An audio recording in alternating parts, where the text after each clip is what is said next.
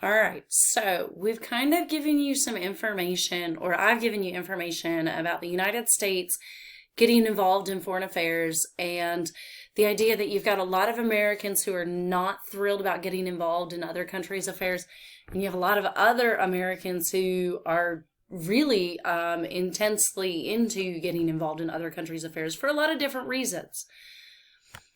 Okay, so now we're going to look at how the U.S. gets involved in World War I, and we're going to kind of take our time with this one. We're going to look at maps and things like that, all right?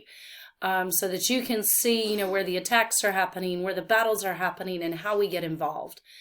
So for Standard 15A, all right, you should be able to describe the movement from U.S.'s position of being neutral and not getting involved in foreign affairs to getting involved in World War I. Okay, we're also going to look at unrestricted submarine warfare and German U-boats and the Zimmermann telegram and how that plays a part in getting us involved. All right, so let's start here. Okay, why did World War I start? Well, let's first look at June 1914. Archduke Francis Ferdinand was sent by Austria-Hungary to go into Serbia and to kind of govern. Serbian nationalists, and remember the term nationalism from world history, you're loyal to your country, your nation, not those that are in power necessarily. But Serbian nationalists assassinated the Archduke Francis Ferdinand. So Austria is going to get angry. They're going to invade Serbia. Serbia has an alliance with Germany, so Germany comes in. Russia's on Austria's side, so they join in to honor their alliances. Germany then invades, goes to France by marching through Belgium, who's neutral, and then France gets involved. And so it's this idea, you should have talked about this in world history, where this idea of alliances, I have this friend over here, so if you pick on me, they're going to jump into the fight. And then it's us two against you, and so their friend's going to jump in and help them. And so everybody kind of gets involved in this big brawl because we've made these alliances. You do, again, World War I is one of your terms. You have to have it. You have to know it's a world war, a global war fought between the Allied and the Central Powers. And so you do need to be able to distinguish, because this is going to change when we get to World War II. But the Allied powers are France, Britain, Russia, and then later Italy. The Central powers are going to be Germany, Austria-Hungary, and Turkey. And what you're going to see is that Germany is going to be kind of sandwiched in the middle between France and Great Britain and eventually the United States and then Russia. So they're going to kind of get sandwiched and creamed. And at the time, the President of the United States now is Woodrow Wilson. And he is asking Congress for a declaration of neutrality. He does not want to go to war. He does not want us involved. But I do want you to see this. Here's a look at these. We're going to take a day and look at propaganda and rationing and all kinds of just basic things that we would have seen in the United States happening. And if you look at this, it's a soldier reaching down to to a young girl. And it says, when you fire, remember this. Enlist in the Navy.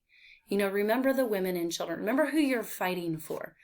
Propaganda is going to appeal to emotions, to get people to join the war effort. Okay. So, while the Allied and the Central fighting one another, there's different types of warfare taking place. One is chemical warfare, so poison gas is being used. There's a really good example of it. If you've ever seen Wonder Woman, the newest one that came out, and they show you the development of the poisonous gas and how they used it out on the battlefield, and how if you walked into that cloud, like you were done unless you had a gas mask. Okay.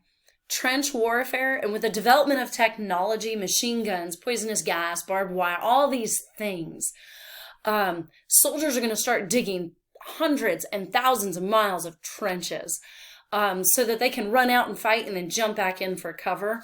The problem that that's going to cause is that it's going to create this expanse of land between the trenches called no man's land, where there's just dead bodies and destroyed landscape and barbed wire and whatnot.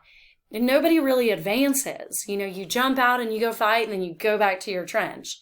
And then sitting in that trench, which is supposed to be designed for safety, there's rats there. The water pours in, and so water is piling up and pooling in there. And, your shoes get soaked, and your feet are, if you've ever walked through water and had your socks and your shoes soaked through, and you've been cold, and there's no way to dry it out, you're going to get what's called trench foot.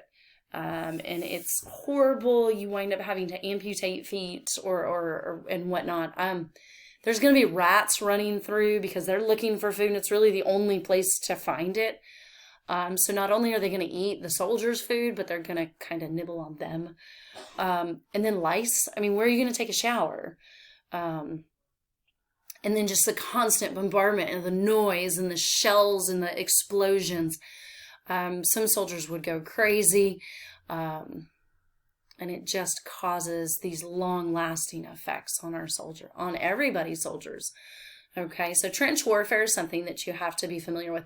You should have, by this point in high school, read a book called All Quiet on the Western Front about trench warfare.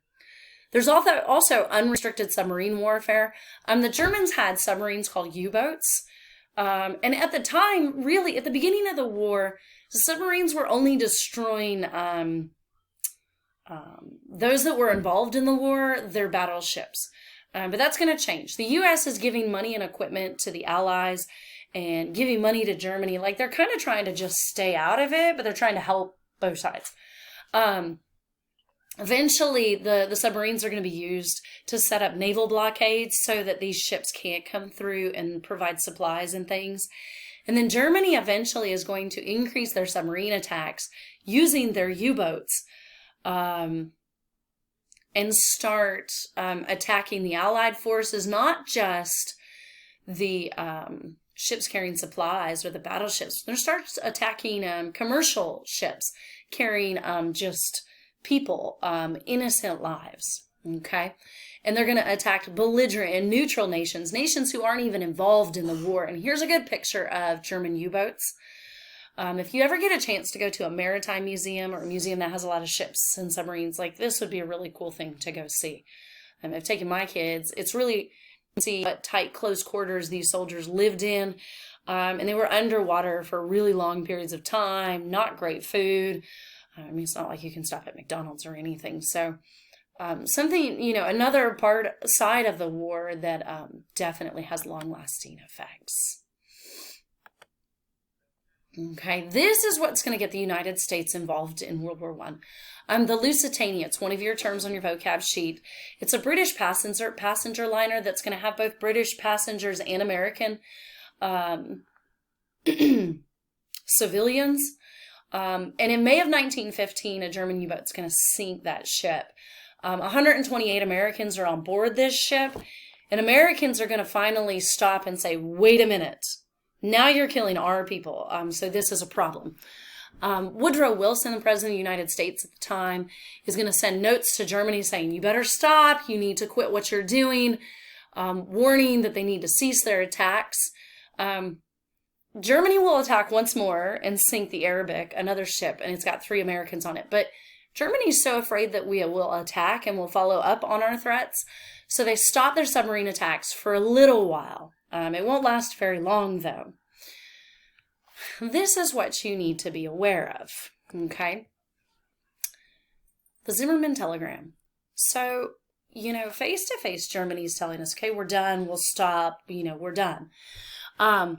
Germany is going to continue their submarine warfare, and they're planning for the U.S. to retaliate. They're expecting the U.S. to kind of jump in and attack them. Well, Germany will send a telegram to the Mexican government and ask them to join in the war effort against the United States. So Germany's foreign minister, his name is Arthur Zimmerman, sends a letter to Mexico saying, if you help us in the war effort and attack the United States, we'll give you part of their nation once we win this war.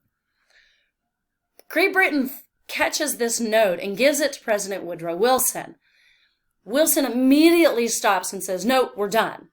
The telegram is published in the United States newspapers, and all of a sudden, Americans are ready to go to war. So Wilson approaches Congress and asks for that declaration of war to join World War I.